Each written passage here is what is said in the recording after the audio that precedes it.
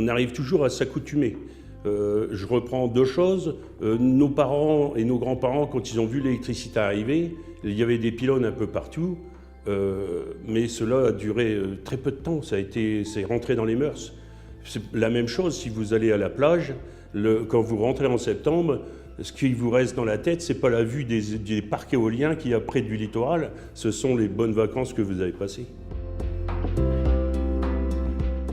Si on veut se passer du nucléaire et des énergies fossiles, il faut développer des énergies renouvelables, qui sont le vent, le soleil, la biomasse. Bon, alors, c'est pas pour ça qu'il faut faire n'importe quoi. Je pense que le développement de l'éolien terrestre et en mer, je pense que c'est une source d'avenir pour nous. Dans l'idéal, j'aimerais surtout qu'on me certifie qu'il y aura 10-15 éoliennes, mais pas plus.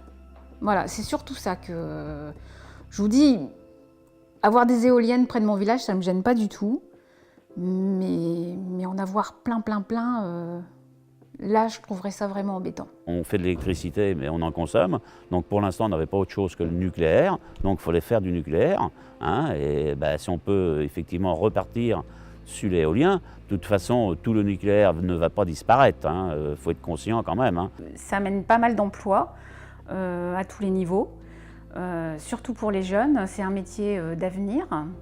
Il y a une école à Charleville-Mézières qui n'est pas très loin d'ici, qui forme des jeunes au métier de l'éolien.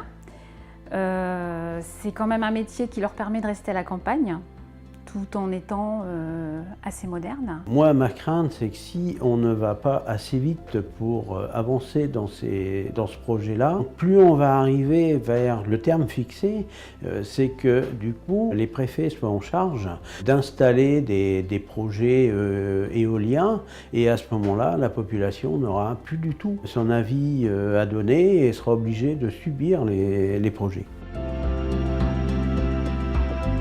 La concertation nous a permis quand même d'avoir beaucoup d'éléments sur ce projet-là, et sans que la discussion soit fermée.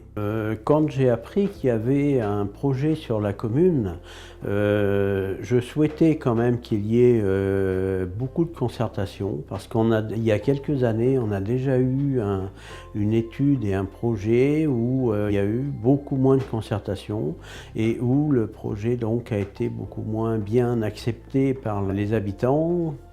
Alors que là, pour le moment, ça a l'air de mieux se passer. Quand le projet est bien amené, je pense qu'on peut limiter les inconvénients, l'impact négatif de cette énergie renouvelable. La démarche mise en place par le développeur est très intéressante. Ça a permis justement aux gens présents à ces réunions d'avoir toutes les informations nécessaires, de prendre conscience aussi de certaines choses, ne serait-ce que sur le côté technique de l'implantation. Il y a des ateliers de concertation qui sont mis en place, et notamment j'en fais partie. J'essaie de me rendre à chaque atelier, avec notamment les propriétaires, les locataires, les élus des différentes communes concernées. Bon, ça rencontre du pour, du contre, mais on essaye d'avancer dans le bon sens. La population en est très satisfaite, puisque j'ai eu pas mal de retombées dans le bon sens, comme quoi vous étiez passé pour bien expliquer les questions qu'ils avaient posées, questions-réponses. Ça permet aux gens aussi de passer le cap de ces objections qui, quelquefois, ne sont pas justifiées. Je ne peux pas vous dire ce qui va se passer. Moi, je trouve que c'est très intéressant. Parce que je me rappelle à la dernière réunion où on était, il y avait le président de la communauté de communes qui était là, et puis quelques élus, et beaucoup de gens ont dit que c'est la première fois qu'on nous demande notre avis, qu'il y ait une réelle concertation. Et après, vous demandez qu'est-ce qu'on peut faire. Donc vous mettez les gens, vous les impliquez déjà. Après, jusqu'où ça ira, c'est compliqué. Quand j'ai été élu, je sais ce que c'est.